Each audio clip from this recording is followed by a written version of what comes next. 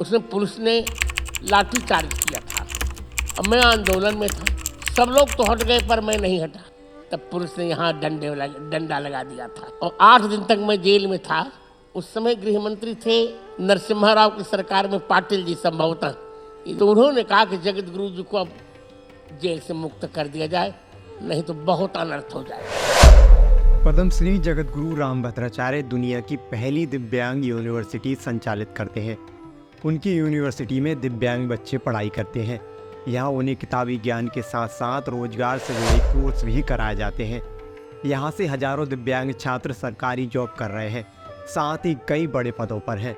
ये विकलांग विश्वविद्यालय 27 जुलाई 2001 को यूपी के चित्रकूट में बनवाया गया था। ये वही रामभद्राचार्य जी हैं जिन्होंने भगवान की अयोध्या में जन्म लेने का प्रमाण सुप्रीम कोर्ट में दिया था।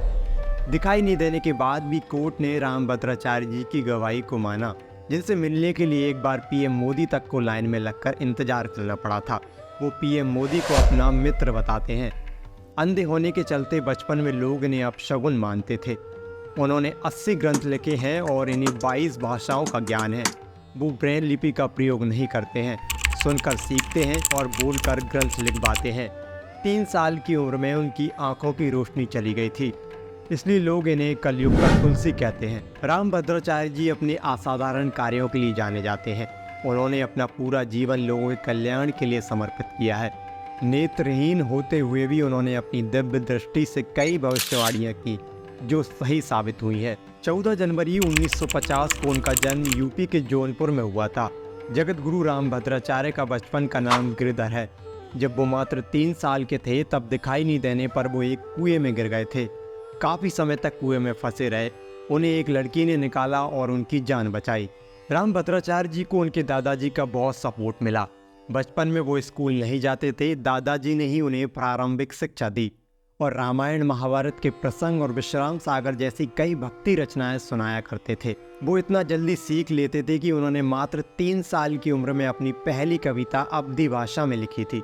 जब वो मात्र 5 साल के थे तब उन्होंने अपने पड़ोसी पंडित मुरलीधर मिश्रा से मात्र 15 दिनों में ही गीता को याद कर लिया था। वो कभी स्कूल नहीं गए, उन्होंने सुनकर ही सब कुछ सीखा है। उनके माता पिता चाहते थे कि वो एक कथावाचक बने। उन्होंने हिंदी और इंग्लिश भाषा गौरी शंकर संस्कृत कॉलेज से सीखी। बाद में उन्होंने संपूर्णानंद संस्कृत विद्यालय में एडमिशन लिया। उन्होंने 1974 में बैचलर ऑफ आर्ट्स में टॉप किया। 2 साल बाद ही विश्वविद्यालय में पढ़ाने के लिए उन्हें आचार्य घोषित कर दिया गया। उसके बाद गिरधर ने अपना जीवन समाज सेवा और विकलांग लोगों की सेवा में समर्पित कर दिया। 3 मई 1997 से गिरधर को सभी लोग रामभद्राचार्य जी के रूप में जानने लगे। गिरधर जी ने 19 मई 1983 को वैरागी की दीक्षा ली।